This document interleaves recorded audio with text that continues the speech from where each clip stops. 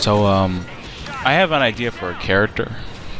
Not sure if it's good or anything, but I thought about calling it like, the contradicting fanboy. Something that was supposed to be so ridiculous.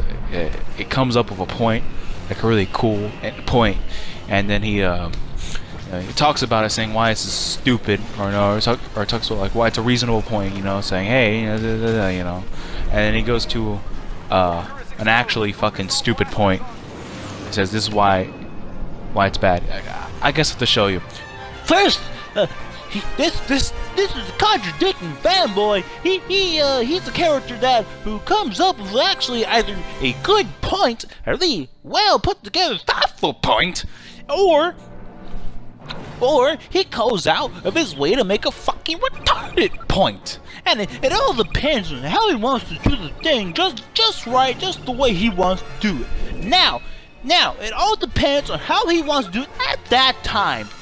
So keep keeping that in mind. I could start out with a retarded point while also going to a contradicting point while proving myself wrong in the first place by going to an actual reasonable point.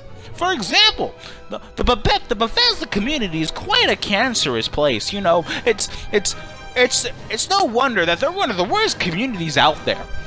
They go out of their way to talk so much shit about Fallout 4 and saying Fallout 3 was the best game ever.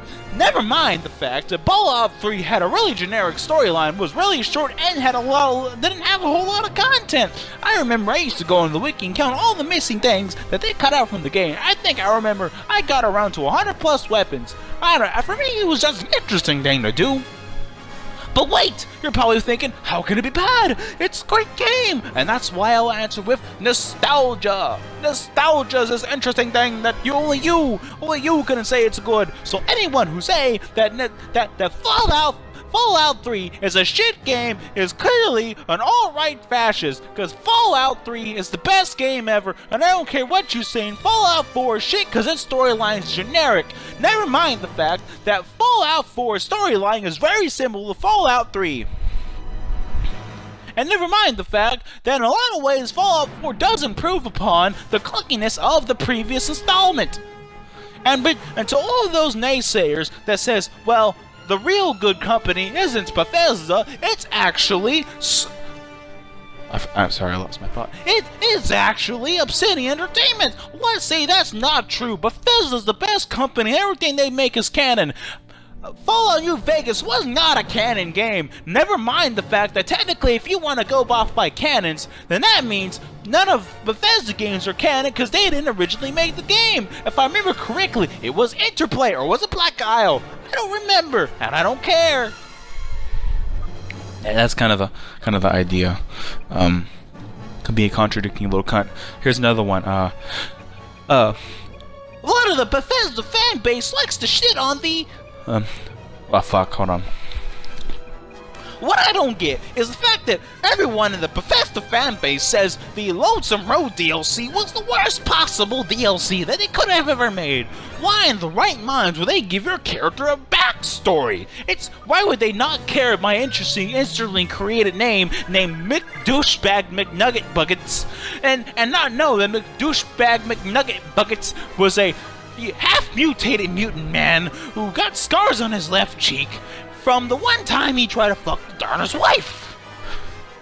Why wouldn't Bethesda know that? It's not like none of the characters actually acknowledge your name is McFucketBuckets. They're never going to acknowledge that because they're not programmed to do so. So why the fuck does it matter that there's a DLC that gives your character a backstory? Let's just look at the character and see if it's a good DLC. Character, I meant DLC. Sorry, this is the first time of doing this voice.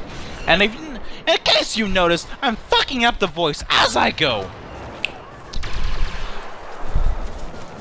The DLC was really good, honestly. It was really interesting. It added a whole new area to the whole world. It added all this content. I thought it was a lot of fun to play through, especially on hardcore mode, where it really showed its true colors. It felt like that DLC was built for the hardcore mode. Especially the fact that there's this one time where you get into a bus and a fucking Deathclaw decides, I'm gonna jump down.